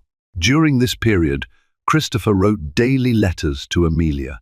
He didn't text or call often, respecting her need for space, but every evening a handwritten note arrived at the Lake Forest estate. He confessed his regrets, his love, and his desire to be a better man. Sometimes Amelia read them, sometimes she didn't. Yet the consistent sincerity in his words slowly chipped away at the wall she'd built around her heart. One late afternoon, Amelia sat on a wicker chair by the lake. The sky was streaked with oranges and pinks, the water shimmering in the dying light. She held Christopher's latest letter unopened. Ariana quietly approached, sitting on the chair next to her. Another one? Ariana asked softly, nodding to the envelope. Amelia nodded. He doesn't give up. Ariana hesitated. You'll have to decide eventually whether you want a life with him or not. Amelia gazed out at the water, her thoughts distant. He hurt me, Ariana, but he also saved me in the end. He stood up to Veronica, helped put her behind bars. And there was a time before all this when we were genuinely happy. I don't know if that can ever come back, but I do care about him. Ariana's expression softened. You don't owe anyone forgiveness. But if it's what you truly want, then it's your choice. I'll support you no matter what. Amelia's eyes filled with tears. She reached over and squeezed Ariana's hand. I wouldn't have survived this without you. Thank you for defending me, for believing in me, for everything. They sat there in silence, the soft splash of water against the shore lulling them into a calm. In that peaceful setting, Amelia found the courage to open Christopher's letter. She read his heartfelt words, tears slipping down her cheeks. For the first time in a long while, she felt the stirrings of hope. A few days later, Amelia asked Christopher to visit her at the Lake Forest estate. He arrived, unsure of what to expect. To his surprise, Amelia greeted him outside, her hand resting on her growing belly, the late afternoon sun framing her in a warm glow. "I read your letters," she said, voice trembling. "All of them." Christopher nodded, his hands clasped in front of him, as though he were afraid to move. "I meant every word. I'm so sorry I messed things up." Amelia studied his face, the lines of remorse, the desperation etched into every angle. She remembered the laughter they once shared, the gentle comfort of his arms, the whispered promises of a life together. "Is that life completely gone?" she asked herself. "Or could they rebuild?" She took a breath, summoning the courage to speak. "I'm not sure I'll ever forget what happened. But I want this baby to have a father. I'm willing to try counseling, see if we can find a way forward. Slowly, on my terms." Christopher's eyes shone with tears. "I'll do whatever it takes." They didn't embrace right away. Instead, Amelia led him along a paved path by the lake. They walked in tentative silence, the wind rustling through the trees. It was symbolic, a slow step toward rebuilding trust, acknowledging the pain but daring to hope for healing. In the weeks that followed, Amelia and Christopher attended couples therapy, working through the layers of hurt and betrayal. It was a difficult process, emotional and raw, but it also illuminated the cracks that had formed in their relationship long before Veronica entered the picture. Amelia learned how to voice her fears and needs, and Christopher confronted his insecurities that led him to stray. Throughout it all, Ariana remained a steadfast pillar of support. She balanced her philanthropic events and corporate responsibilities with daily check-ins. She even invited Amelia and Christopher to family dinners, forging opportunities for them to reconnect under her watchful eye. No one pushed for rushed reconciliation. It was a gradual, fragile mending of hearts. By the end of Amelia's 7th month of pregnancy, her health had significantly improved. The baby was thriving, and the doctors assured her that her stress levels were manageable. Though the memory of Veronica's slap still lingered a bruise on her soul rather than her skin, Amelia had reclaimed her sense of security. The Carter mansion, once the site of heartbreak, was renovated to symbolize a fresh start. Ariana oversaw the project, ensuring that old memories were literally painted over and replaced with a more hopeful aesthetic. The criminal case against Veronica was ongoing, but the evidence was overwhelming. Facing near certain conviction, she tried to negotiate a plea deal. Neither Ariana nor Amelia attended those hearings. They had chosen to move forward, focusing on the new life that would soon join their family. One crisp morning in December, Amelia went into labor. Christopher held her hand through every contraction, whispering words of encouragement and wiping sweat from her brow. Ariana waited anxiously in the hospital corridor, along with a handful of close friends. After hours of intense effort, Dr. Cynthia Wilson emerged with a triumphant smile. "Congratulations, you have a healthy baby girl." Tears of relief and joy flooded Ariana's eyes. She rushed into the delivery room, where Amelia cradled a tiny bundle in her arms. Christopher by her side. The baby's soft cries echoed, filling them with awe. Ariana approached, gently touching the newborn's downy head.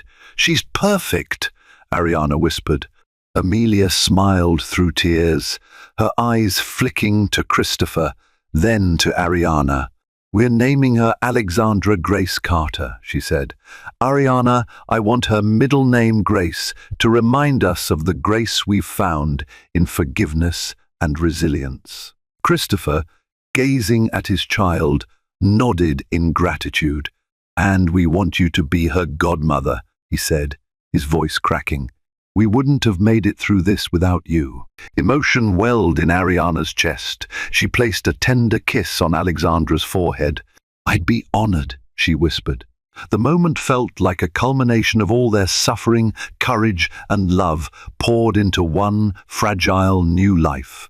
In the weeks that followed, Amelia and Christopher marveled at their daughter's every coup and stretch. They chose to attend regular therapy sessions, building a stronger foundation for their family.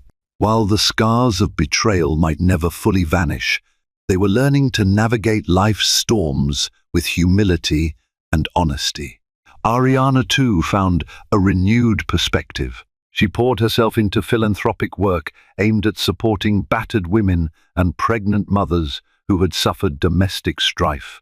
She channeled her resources into creating safe havens and offering legal aid, determined that no woman should have to endure what Amelia had.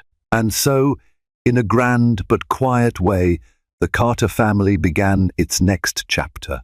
Gone were the illusions of perfection, replaced by hard-earned truths about loyalty, love, and the fierce bonds of sisterhood.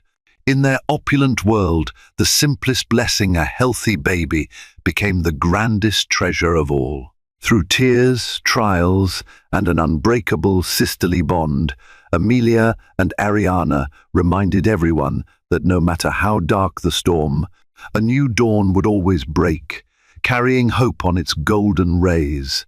In the end, this riveting tale isn't just about betrayal or scandal, it's a powerful reminder that resilience can rise from life's darkest moments. Amelia found her inner strength to confront heartbreak and protect her unborn child, refusing to be overshadowed by a ruthless mistress's schemes. Ariana, the billionaire's sister, proved that unwavering loyalty and calculated action could topple even the most cunning adversary. Together, they took back control of their lives, exposing Veronica's crimes and forging a path toward healing. Now that you've witnessed every twist and turn, from that shocking slap in the mansion's foyer to the triumphant delivery of Amelia's baby girl, don't let this story end here.